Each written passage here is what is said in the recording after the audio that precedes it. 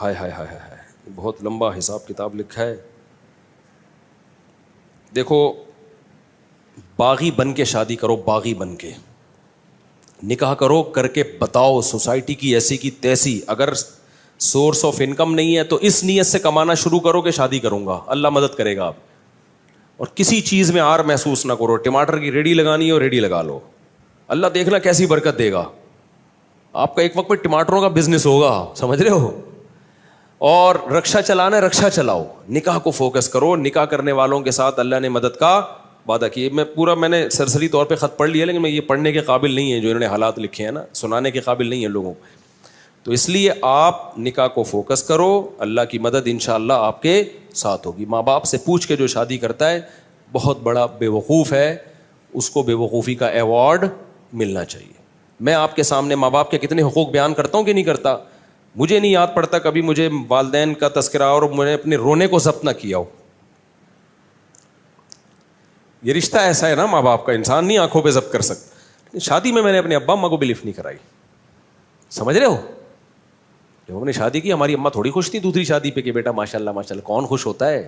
رشتہ ہی نہیں مل رہا تھا. جہاں جاتے لڑکی والے کہتے اماں کو تو لے کر آؤ، ہم کہتے اماں ہی تو سب سے بڑی رکاوٹ ہے. تو ہم نے اپنی اماں کے ٹوٹی پھوٹی کوشش کی قدموں میں جنت تلاش کریں. میں نہیں کہہ رہا ہم نے بہت کوئی خدمت کی ہے، تو ٹوٹی پھوٹی کوشش کی کہ ہم اماں ہم سے راضی ہی جائیں. الحمدللہ راضی ہی گئی ہیں دنیا سے. لیکن بھائی اللہ پہلے ہے. تو اللہ میاں نے کہا ہے کہ جو ہے نا یہ ماں باپ تمہیں آخرت میں عذاب سے نہیں بچا. نکاح ہم اللہ کا حکم سمجھ کے کرتے ہیں، امی کے کہنے پہ بولو نہیں کرتے، کلچر کے کہنے پہ تھوڑی کرتے ہیں. تو شادی ایسی کی تیسے میں نے کر لی. اماں بہت غصے ہوتی تھی، میں اماں کے پاؤں پکڑنے جاتا تھا، وہ رشتہ ہی نہیں دے رہا تھا نا کوئی. مسئلہ یہ تھا کریں کیسے، خالی نظریے لے کے گھوم رہا تھا میں. ٹھیک ہے، لوگ سن کے کان پک گئے تھے، یار مفتی صاحب دوسری شادی ہر وقت تو کر لو نا. ابے میں نے کہا وہ رشتہ ہی نہیں دے رہا تو کہاں سے کریں؟ کیوں نہیں دے رہا بھائی؟ کہیں طلاق یافتہ بیوہ کہیں بات چلاؤ، بولتے اپنی اماں کو تو بھیجو. اماں جانے کے لیے ایگری نہیں ہے، اب بیوی کو تھوڑی لے کے جائیں گے دوسری شادی کے لیے، وہ تو ویسے ہی ایگری نہیں ہوتی. لے کے کس کو جائیں؟ کوئی جا ہی نہیں رہا. تو بہرحال پھر میرے بڑے بھائی کو ہم نے غیرت ویرت دلائی تھوڑی سی. بڑے بھائی کو نا، ان کو اس وقت تو تھوڑی سی غیرت آئی. جب شادی کے بعد مسائل آئے ہیں نا تو وہی انہوں نے بھی میرے اوپر نزلہ گرایا، یار اس نے مروایا، مجھے بھی اس نے مروا دیا. ان کو نہیں پتا تھا اتنا سخت ریئیکشن ہوگا کہ میں بھی پھنسوں گا اس میں. تو اور این میرے دو بھائی آخر میں ایگری ہو گئے تھے، چلو ٹھیک ہے کر لے یار. ایک بھائی نے بات کی جو میری اہلیہ ہے نا ان کے والدین سے، ہاں چلیں ٹھیک ہے اب کرے گا. تو یہ ان کو یہ ڈر تھا کہ یار اگر میں انوالو نہیں ہوں تو پتہ نہیں کہاں کر لے جا کے یہ کوئی آڑا ترشا، کوئی خاندان میں کوئی ایسی چیز نہ ہو. وہ راضی نہیں تھے وہ بھی، لیکن وہ اس لیے ہو گئے کہ یار یہ ڈھیٹ آدمی ہے، یہ کر کے چھوڑے گا. تو اب اگر ہم انوالو نہیں ہوئے تو پتہ نہیں کوئی اٹھا کے آڑے ترشا ہمارے خاندان میں بدنما کوئی دھبا نہ لگ جائے نا، کوئی منہ دکھانے کے قابل نہ رہے خاندان میں. تو ابھی کم از کم کسی اچھی جگہ پیغام بھیجا ہوا ہے اس نے خاندانی لوگوں میں. تو اس لیے وہ نہ چاہتے ہوئے آ گئے، لیکن عین وقت پہ وہ بھی مکر گئے عین وقت پہ. اور پھر کیا ہوا، جو چھوٹے بھائی کو میں نے کہا تو آ جا نکاح میں، کوئی تو ہو جس کو میں شادی میں بٹھاؤں. تو اس نے کہا میں آ رہا ہوں. عین وقت پہ وہ کمبخت بھی نہیں آیا. میرا بھائی ہے، میں تو کہہ سکتا ہوں نا چھوٹا ہے، کمبخت ہے نہیں، بڑا نیک آدمی ہے، لیکن میرا تو حق بنتا ہے نا. عین وقت پہ وہ بھی مکر گیا، نکاح نامہ لے کے گھوم رہا. لڑکی والے کہہ رہے ہیں کسی کو تو لے کر آؤ بھائی، ہم لوگ خاندانی لوگ ہیں، ایسے تھوڑی ہوتا ہے. الحمدللہ بڑے میرے سسرال بہت اچھے لوگ ہیں، وہ بھائی کسی کو تو لے کر آؤ بیٹا، ہم نے ایسے کبھی نہیں، ایسے وہ رخصتی ایسے نہیں ہوتی. تو میں کیا کس کو لے کر آؤں؟ 2-4 دوست میں نے ادھار پکڑے، کہیں سے ادھار پکڑے. ہر شخص ڈر رہا تھا کہ یار ہم بھی پٹیں گے بیٹا تیرے ساتھ. رشتے دار سارے کہ یار ہم پہ بھی بلی آئے گی. سب سے پہلے سوال ہوگا شادی میں گیا کون کون تھا، سب بھاگ گئے. تو 2-4 پھر رہ گئے تھے، ان کو اتنی بد دعائیں ملی ہیں نا بعد میں، اتنی. ان کے جب بھی اب تک کوئی مسئلہ ان کے ساتھ ہوتا ہے نا کہتے ہیں دیکھا جو کرو گے وہ بھرو گے. اب تک ان کو اتانے دیے جاتے. تو اس موقع پر پھر ہماری اماں راضی نہیں تھیں. ہم نے کہا کوئی بات نہیں یار، اماں کی ویلیو ہے ہمارے دل میں، لیکن اللہ پہلے ہے بھائی. ہم نے کر لی. 15 دن کے بعد اماں کو پتہ چلا. میں جب اپنے گھر آیا تو مجھے گھر کی مستورات کے رونے دھونے کی ایسے آوازیں آ رہی تھی جیسے گھر میں کسی کا جنازہ ہو گیا ہو. میری والدہ بھی رو رہی ہیں, سب بہنیں بھی رو رہی ہیں, ہائے یہ اب شادی ہوئی ہے یار. چلو بیوی روئے سمجھ میں آتا ہے, اس پہ سوکن آئی ہے نا, سارے ہی رو رہے ہیں. پڑوسنوں کو پتہ چلا, ہائے ہائے ہائے ہائے ہائے اس مولوی نے ہائے ہائے کیا کر دیا. پڑوسی برے بن گئے میرے لیے سب, جس کو ابھی تو ماحول بن گیا ہے, ابھی تو ماحول بن گیا ہے, جب میں نے کیا تھا ماحول نہیں بنا ہوا تھا. لوگ اچھمبے کی نظر, بھائی یہ کیا ہو گیا. پھر وہی میں مشہور قصہ ہے, میرے پر اتنا دباؤ آیا نا, اتنا دباؤ, میں گریبان کھول کے ایسے گھوم رہا تھا جیسے موسٹ وانٹیڈ. اور میرے سسر بڑے پاورفل تھے, کمزور نہیں تھے, ابھی ان کے زیادہ ڈیٹیل میں نہیں جاتا میں. اور جو ہے بہت کچھ تھا, بھی کیا بتاؤں یار, اچھا نہیں ہے نا, پھر وہ لوگ بھی بولیں گے بھائی تو کیا کر رہا ہے.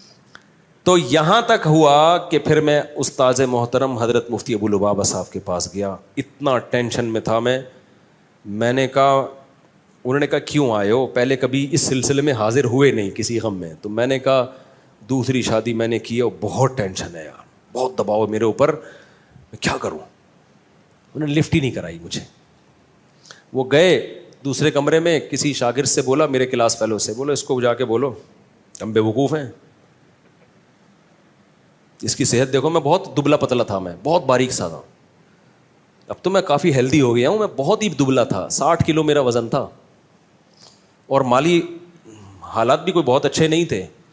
انہوں نے کہا ہم پہ پیسہ بھی زیادہ ہے, ہماری صحت بھی اچھی ہے, ہمیں سنتیں پوری کرنے کا خیال نہیں آ رہا. اس کو دیکھو.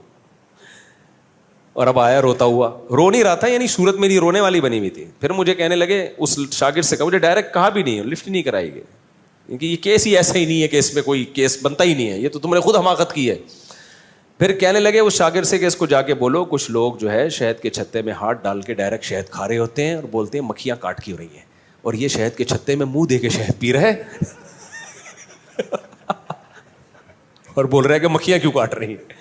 میں نے کہا اب ساری زندگی کے لیے گالیاں تمہارا مقدر ہے, ہم تو بالکل ہی منہ ہمارا اور چھوٹا سا ہو. تو اماں کے یہ حالات. پھر جب زیادہ غم آتے ہیں نا انسان پر, تو اس کو انجوائے کرنا شروع کر دیتا ہے.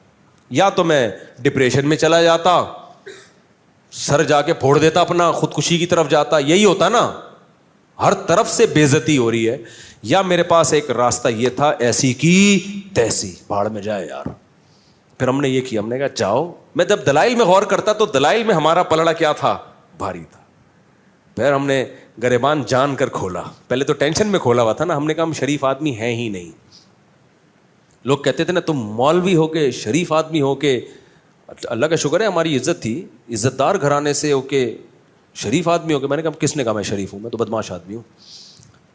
تو تم تو دھوکے باز ہو. ہم نے کہا ہم ہیں دھوکے باز. تو اتنے خطابات ملے نا, اس سے میرا حوصلہ ایسا بلند ہوا نا, میں نے کہا تیسری بھی کروں گا. کسی کے باپ میں روکنے کی طاقت ہے تو روک کے دکھائے, ایسی کی تیسی.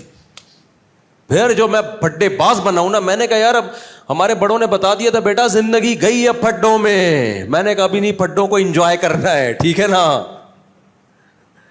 یہ ہوا. تبھی تو میں کہتا ہوں دوسری شادی انتہائی ڈھیٹ قسم کے لوگوں کا کام ہے.